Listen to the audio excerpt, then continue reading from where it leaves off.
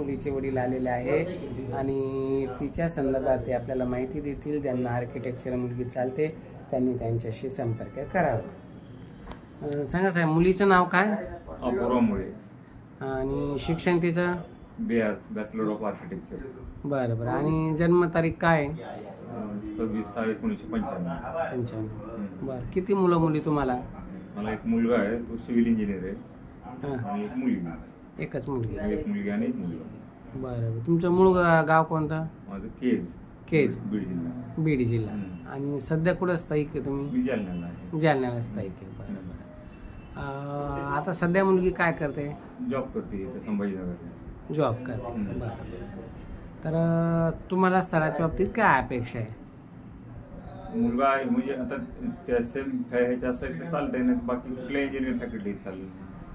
Architecture चालेल? Architecture चालेल, civil engineer चालेल, कॉन्ट्रॅक्टर चालेल, हां, आयटी मधला चालेल, मेकॅनिकल असला तरी चालेल, मधला पण चालेल. इंजिनियर मुलगा असावा. बरं बरं. अजून त्याच्याकडनं काय अपेक्षा आहे? त्याच्याकडे गाडी, बंगला, जमीन, जुमला काय काय? म्हणजे कसं आता मिनिमम एक्सपेक्टेशन जास्तीत काय असते आई वडिलांची की बाबा तू डिपेंड नसून कोणावर इंडिपेंडंट असावा. हां हां, बरोबर आहे. बरोबर आहे की नाही? दोघांचं भागावं, दोघांच्या भागावर. मुलीवरती डिपेंड राहू नये. मुलीला कमवते आहे, हां, पण ऍटलीस्ट मुलांनी मुलीवर डिपेंड राहू नये. मुलगी कमवते आहे, बरोबर आहे. पण त्याची ताकद पाहिजे. घर परिवार चालवायची त्याची स्वतःची ताकद पाहिजे असं एक म्हणायचं. हा, उद्या मुलबाळ झालं नाही, तिला जॉब करता आला तर त्याच्याकडून त्या गोष्टी सगळ्या हँडल करता आल्या पाहिजे. आणि अपेक्षा काय असते? स्वतःचा असं अपेक्षा आपल्या वडिलांची असते. 5-10 एकर जमीन असावी आणि तो इंडिपेंडंट असावा. समजा 2-3 एकर जमीन आहे, घरदार आहे, जमीन असावं, घर असावे. आता मला जमिनीत आहे, माझा बंगला आहे, गाडी, सगळे माझ्याकडे.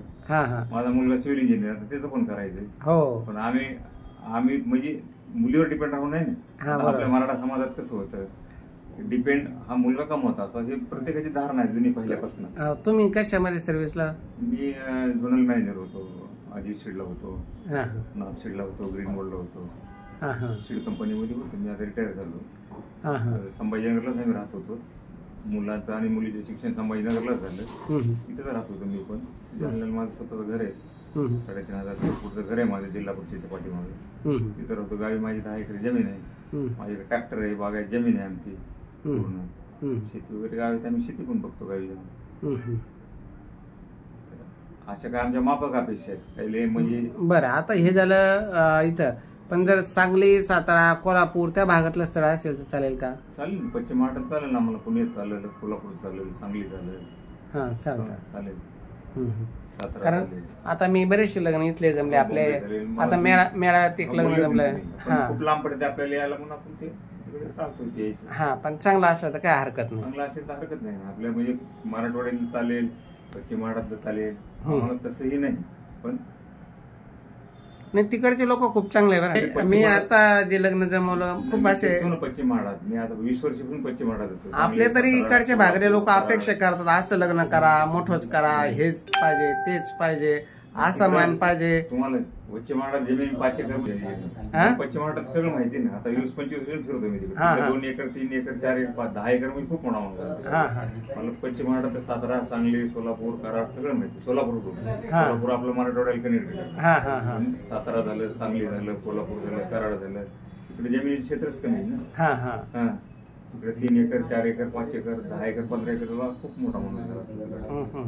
मी तिकडे 25 वर्ष पण जातो ना तिकडे. पण माणसं कसे चांगलं आहे तिकडे. कसं आहे, आता मी बी माझी म्हणजे काय, मुलगी किती गरीब असणार नाही. आता तिने गेले, स्वतः काम करते आणि आम्ही तिचं लायसन पण दिली. नाही, तिकडच्या भागातला मुलगा पुण्यात नोकरीला असेल खूप चांगले आम्ही करू शकतो. तिचं इंटेरियर मध्ये सॉफ्टवेअर केलेलं आहे तिनं. हा, इंटेरियर मध्ये सॉफ्टवेअर केलेलं आहे सरांच्या मुलींनी. आणि पश्चिम महाराष्ट्रातील सांगली, सातारा, कोल्हापूर भागातील मुलगा असेल आणि तो जर पुण्यामध्ये जॉब करत असेल, इंजिनियर असेल तर अतिउत्तम. त्यांना कुठल्या सिव्हिल असेल तरी चालेल, कॉन्ट्रॅक्टर असेल तरी चालेल, अशी काही अडचण नाही. आणि मुलगी दिसायला गोरीपान आहे, सुंदर आहे, फॅमिली बॅकग्राऊंड तिचा चांगला आहे, व्यवस्थित ते लग्न कार्य व्यवस्थित करून देण्यासारखे आहे. तर ज्यांना अशी आर्किटेक्चर मुलगी चालते त्यांनी 9403 41 40 87 या नंबरवर माझ्याशी संपर्क करावा. तुमचा नंबर द्यायचा का? माझंच राहून देऊ का? बरं हां सांगा. 66 818. बरं. तर ही जी माहिती आहे तुमची आपले पार्थ मराठा वधूवर सूचक केंद्र या यूट्यूब चॅनल आपण टाकणार. ज्यांना तुमची माहिती योग्य वाटली ते तुमच्याशी संपर्क करतील किंवा माझ्याशी करतील. मी त्यांचं बायोडाटा तुम्हाला शेअर करेन. बाकी आपलं कसं वाटतं तुम्हाला? चांगलं आहे ना सेवा? मुलं चांगली सेवा देतात ना? बरं. चला मग देतो यूट्यूबला टाकून. हां